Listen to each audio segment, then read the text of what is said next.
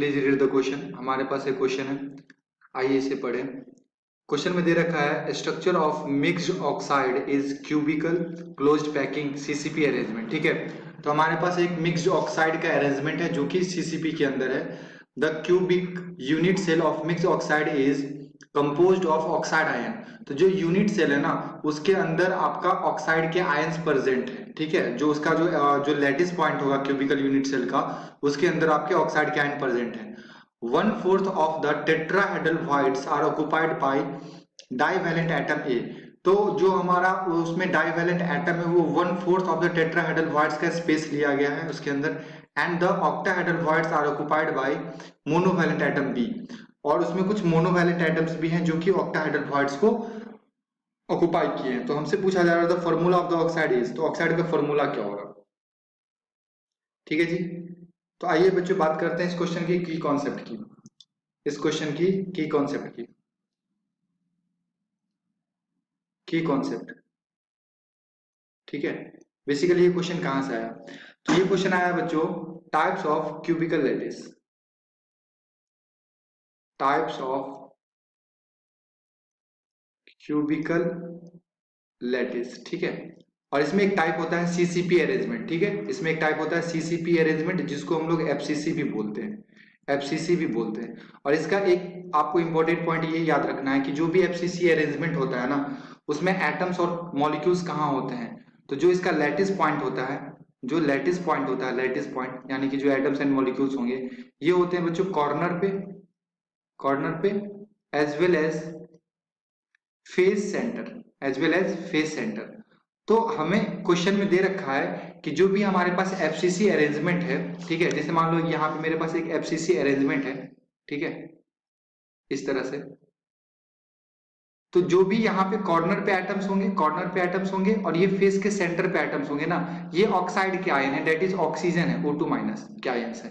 और इसमें 1/4 पोजीशन को ऑक्युपाइड किया है टेट्राहेड्रल वॉइड्स, और जो हमारे पास मोनोवैलेंट एटम्स भी हैं वो किसको ऑक्युपाई किए हैं, ऑक्टाहेड्रल वॉइड्स को।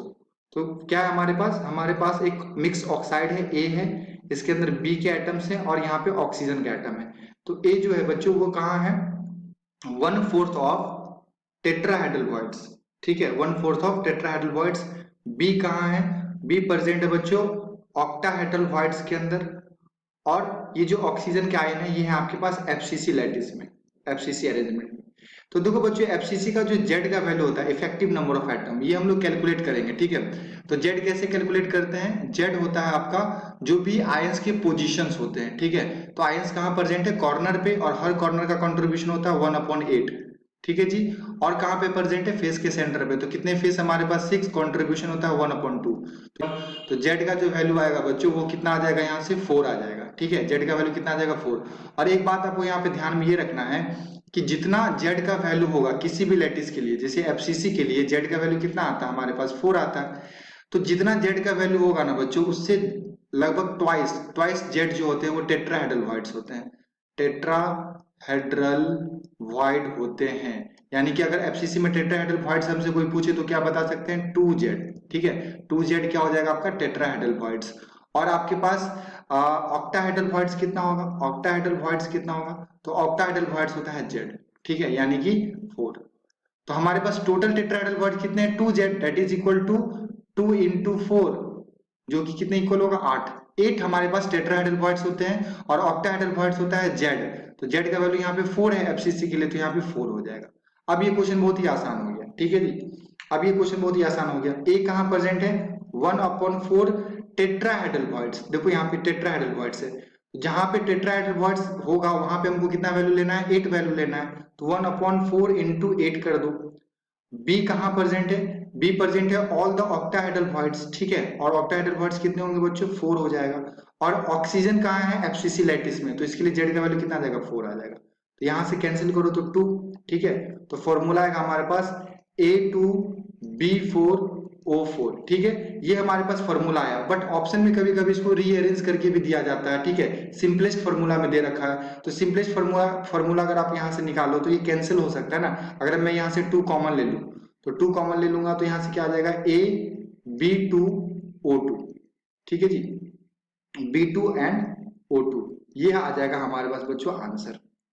तो आप करेक्ट ऑप्शन देख लो कि यहाँ से कितना आएगा। ठीक है, हमारे पास जो ऑक्साइड का फॉर्मूला है वो कितना आया, A B2O2। तो आइए ऑप्शन को चेक करते हैं। तो यहाँ पे अगर आप ऑप्शन देखें तो ऑप्शन नंबर 2 में यहाँ पे दे रखा है A B2O2। तो ऑप्शन नंबर 2 हमारा बच्चों करेक्ट आंसर हो जाएगा।